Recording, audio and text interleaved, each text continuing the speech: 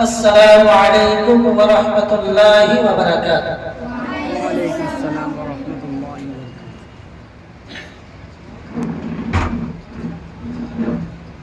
أعوذ بالله من الشيطان الرجيم. بسم الله الرحمن الرحيم.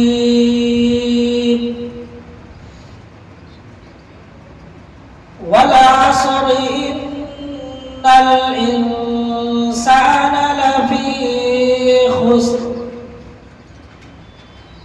إلا الذين آمنوا وعملوا الصالحات وتواصوا بالحق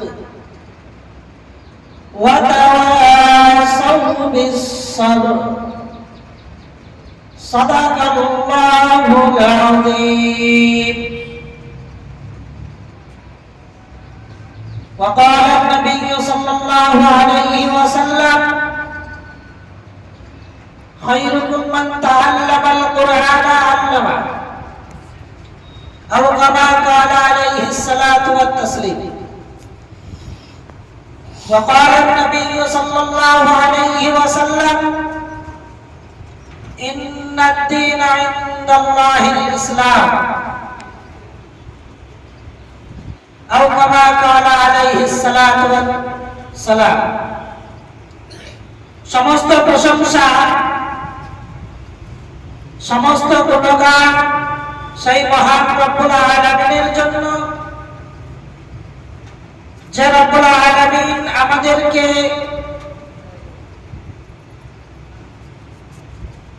বহুত এলাকা থেকে ছাঁটাই ও বাছাই করে নিয়ে এসে আজ আল্লাহ পাক রব্বুল আলামিন মেহমানে রাসূলের কেউ মা এবং কেউ বাপ হয়ে আমরা আজ এই অনুষ্ঠানে এসেছি বা আসার তৌফিক দান করেছেন। তাই সেই রব্বুল আলামিনের উপরে শুকরিয়া আদায় করি, সকলেই বলি আলহামদুলিল্লাহ। তারপরে জানাই যিনি আকায়ে নামদার তাজদারে মদিনা আহমদে মুস্তাফা মুহাম্মদে মুস্তাফা, সকলে বলি সাল্লাল্লাহু আলাইহি ওয়াসাল্লাম। যে নবীকে সৃষ্টি না করা হলে এই 18,000 মাখলুকাতকে সৃষ্টি করা হইতো না। যে নবীকে সৃষ্টি না করা হলে আজ আমরা পৃথিবীর আলো দেখতে পেতাম না। যে নবীকে সৃষ্টি না করা হলে আজ আমরা এখানে স্থায়ীভাবে চলাচল করতে পারতাম না। যে নবীকে না পৃথিবীতে পাঠালে আজ আমরা এই যে দ্বীনি মাজমার মধ্যে বসেছি এবং দ্বীনের কথা শোনার জন্য এসেছি, আল্লাহ পাক রব্বুল আলামিন আমাদেরকে আনিয়েছেন। তাই সেই রব্বুল আলামিনের প্রতি, সেই রব্বুল আলামিনের নবীর প্রতি শুকরিয়া আদায় করি, সকলেই বলি আল্লাহুম্মা আমিন। দেখুন, আল্লাহ পাক রব্বুল আলামিন কোরআন পাকের মধ্যে জানিয়ে দিয়েছেন, বিসমিল্লাহির রহমানির রহিম, ওয়াল আসর ইন্নাল ইনসানা লাফি খুসর। আল্লাহ পাক রব্বুল আলামিন বলছেন, আমি আসরের কসম খেয়ে বলছি, পৃথিবীর প্রত্যেকটি মুমিন মুমিনাত কোনো না কোনো ক্ষতিগ্রস্তের মধ্যে রয়েছে। কি বললেন? কোনো না কোনো ক্ষতিগ্রস্তের মধ্যে রয়েছে। এই কথা শোনার পরে নিশ্চয় আমাদের একটা প্রশ্ন জাগতে পারে, পারে কিনা? জাগতে পারে। আল্লাহ পাক রব্বুল আলামিন বলছে, ও আমার বান্দারা, তোমরা কান খুলে শুনে নাও, পৃথিবীর মধ্যে ওই সমস্ত মানুষরাই ক্ষতিগ্রস্তের মধ্যে থাকে যে সমস্ত মানুষরা আল্লাহ তাআলার গুণগানকে গায় না, পৃথিবীর মধ্যে ওই সমস্ত লোকরা ক্ষতিগ্রস্তের মধ্যে থাকে যে সমস্ত বান্দারা আল্লাহ রাসূলকে মেনে নেয় না। পৃথিবীর মধ্যে যারা ক্ষতিগ্রস্তের মধ্যে থাকে, যারা আল্লাহ তাআলা রাসূলের দ্বীনকে মেনে নেয় না, ক্ষতিগ্রস্তের মধ্যে ওই সমস্ত মানুষ থাকে যারা আল্লাহ তাআলা রাসূলকে মেনে নেয় না। আজ আমরা দুনিয়াতে এসেছি, দুনিয়ায় আসার আগে আমাদেরকে আল্লাহ পাক রব্বুল আলামিন পাঠানোর আগে আমাদেরকে একটি প্রশ্ন করেছিল, কি দুনিয়াতে তোমাদেরকে যখন পাঠাবো তখন কি তোমরা ঈমানে হারাতে আমাকে এক বাক্যে কি মেনে নেবে? তো আমরা তখন আল্লাহ পাক রব্বুল আলামিনের সম্মুখে দণ্ডায়মান হয়ে বলেছিলাম, আরো বালা, অবশ্যই অবশ্যই আপনাকে মেনে নেব। কি বলেছিলেন? আপনাকে মেনে নেব। কিন্তু আজ আমরা দুনিয়াতে এসে দুনিয়ার মধ্যে লালসতাতে পড়ে আল্লাহ পাক রব্বুল আলামিনের গুণগান গাইতে আমরা ভুলে গেছি। ভুলে গেছি না ভাই? ভুলে গেছি। আজ ঈমান আমাদের ভিতরে আসবে কি করে? ঈমান বুঝবো কি করে? ঈমান জিনিসটা কাকে বলা হয়? ঈমান জিনিসটা কাকে বলা হয় এটা আমরা বুঝবো কি করে? আল্লাহ পাক রব্বুল আলামিন বলছেন, ইল্লাল্লাযীনা আমানু ওয়া আমিলুস সালিহাত, যে সমস্ত বান্দারা আমাকে মেনে নেয়, আমার রাসূলকে মেনে নেয়,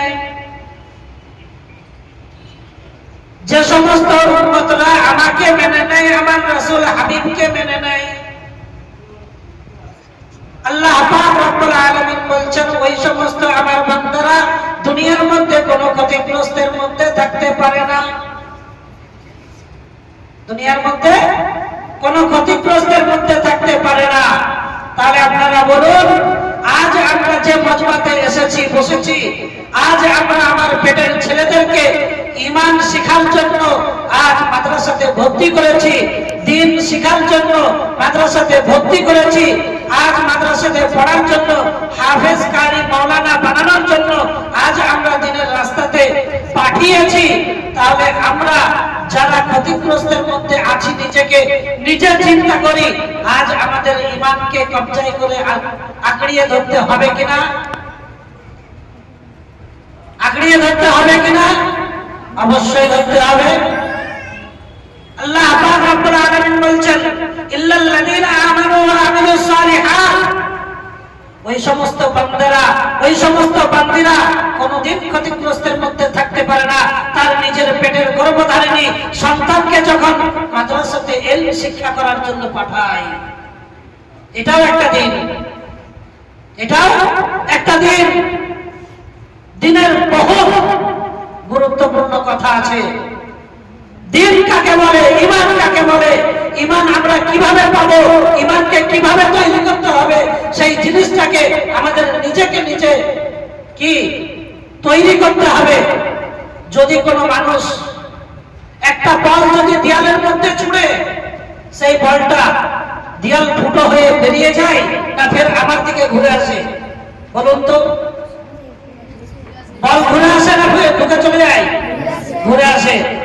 ঈমান এমনই একটা জিনিস, আল্লাহ পাক রব্বুল আলামিন বলেছেন, লা ইলাহা ইল্লাল্লাহ ফাদাখালাল জান্নাহ। কোন মানুষ যদি এই লা ইলাহা ইল্লাল্লাহ এই কালেমার উপরে তৈরি থাকতে পারে, এই ঈমানকে আটকে রাখার জন্য তৈরি থাকতে পারে, তার ভিতরে ঈমান অবশ্যই অবশ্যই আসবে। ঠিক তত্র যেরকম ঈমানকে বল যেমন দেয়ালে মারলে আমার নিজের কাছে আসে, আমি যত ছেলেদেরকে ইলম শিক্ষা করার জন্য নিজেকে নিজে তৈরি করার জন্য চেষ্টা করব এবং নিজে নামাজ এবং ইলম দ্বীনকে আঁকড়িয়ে ধরার চেষ্টা করব, নামাজ পড়ব, ইলম বোঝার চেষ্টা করব, আমরা সকলেই চেষ্টা করব। তবে আমাদের ভিতরে ঈমান আসবে, দ্বীন আসবে। কেন? ঈমান দ্বীন যদি আমাদের ভিতরে না আসে, আল্লাহ পাক রব্বুল আলামিন ইয়াফিরুল মারউ মিন আখিহি ওয়া উম্মিহি ওয়া আবিহি ওয়া সাহিবাতিহি ওয়া বানিহি লিকুল্লি ইমরিইন মিনহুম ইয়াওমাইদিন শা'নুন ইউগনি। আল্লাহ পাক রব্বুল আলামিন বলছেন, আমি কাল কিয়ামতের ময়দানে সমস্ত মানুষকে, নবী থেকে, সাহাবা থেকে, উম্মত থেকে সকলকে আমি একটি কথা বলবো যে তোমরা দুনিয়ায় গিয়েছিলে, দুনিয়াতে কে কোন অবস্থাতে তোমরা এসেছো। আল্লাহ পাক রব্বুল আলামিন বলছেন, তোমাদেরকে ঈমানের জন্য জিজ্ঞাসা করা হইবে, তোমাদেরকে ঈমানের জন্য কথা বলা হইবে যে তোমরা দুনিয়াতে কে কি করে এসেছো। ইয়াউমা ইয়াফিরুল মারউ মিন আখিহি ওয়া উম্মিহি ওয়া আবিহি। হে নবী থেকে উম্মত পর্যন্ত, আখিরি নবীর উম্মত পর্যন্ত, সমস্ত নবীদের উম্মত এবং আখিরি নবীর উম্মত পর্যন্ত তোমাদেরকে ঈমান এবং আমলের কথা দেওয়া হয়েছিল। ঈমান তোমরা কতটুকু নিয়ে আসতে পেরেছো, ঈমানকে কতটুকু তোমরা হেফাজত করেছিলে। শেষ নবীর উম্মতকে কোরআন দেওয়া হয়েছিল, কোরআনকে তোমরা কতটুকু পড়েছিলে, তার উপর আমল করেছিলে, সেটা জিজ্ঞাসা করা হবে। আর এই জিজ্ঞাসা করার নাম হচ্ছে ঈমান।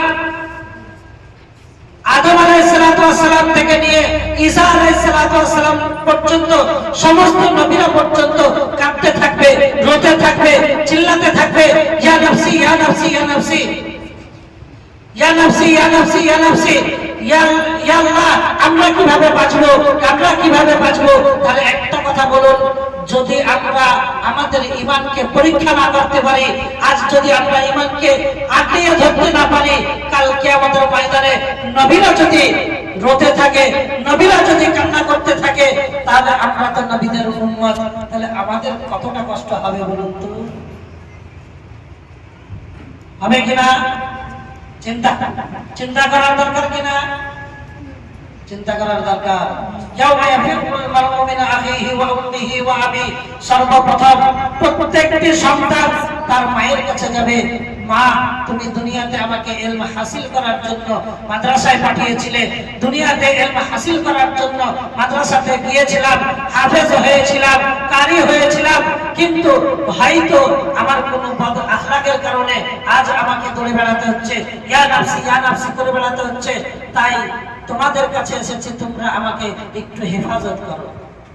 তাহলে বলুন, আজ যদি আমরা গার্জিয়ান হয়ে আজকে যদি আমরা ঈমানের হারাতে না থাকি, আমরা যদি আজকে নামাজ না পড়ি, আমরা যদি ঈমানকে না বুঝি, ঈমান কি বলতে চাইছে সেটা যদি আমরা না বুঝি, কাল কিয়ামতের ময়দানে ওই সন্তানদের মুখোমুখি কি করে হতে পারবো না। তাই আল্লাহ পাক রব্বুল আলামিন বলছেন, ও আমার বান্দারা, তোমরা দুনিয়াতে বেঁচে থাকতে ক্ষণস্থায়ী জিন্দেগির মধ্যে যদি বেঁচে থাকতে থাকতে কোনো ঈমান এবং আমলের জিনিস তৈরি করে নিয়ে যেতে পারো, কাল কিয়ামতের ময়দানে সিনা উঁচু করে, বুক উঁচু করে বলতে পারবে, ইয়া আল্লাহ আমরা ইয়া নাফসি নাই, ইয়া আল্লাহ আমরা রাজি আছি, আপনি প্রশ্ন করতে থাকুন, আমরা ঈমানের জোর আছে আমাদের, আমরা ঈমানের কাজ করে এসেছি, আমাদের সন্তানদেরকে মানুষ করতে পেরেছি। আজ আমার সন্তানরা কেউ হাফেজে কোরআন, কেউ কারিয়ে কুরআন, কেউ মাওলানায়ে আযম, এটা সকলেই আমরা এক কথায় বলতে পারবো। তাই প্রত্যেকটি গার্জিয়ানকে বলা হচ্ছে, সন্তানদেরকে ঠিক রাখুন, সন্তানদেরকে তৈরি করুন, আর সন্তানদেরকে উৎসাহ দিয়ে মাদ্রাসায় পাঠান। সন্তানরা যদি তৈরি হয় আপনাদের কথা শুনে, তাহলে কাল কিয়ামতের ময়দানে আপনাদের সন্তানদের বদলা আপনারা পাবেন। এই বলে আমার বক্তব্য শেষ করছি। ওয়া মা আলাইনা ইল্লাল বালাগ ওয়া আখিরু দাওয়ানা আলহামদুলিল্লাহি রাব্বিল আলামিন।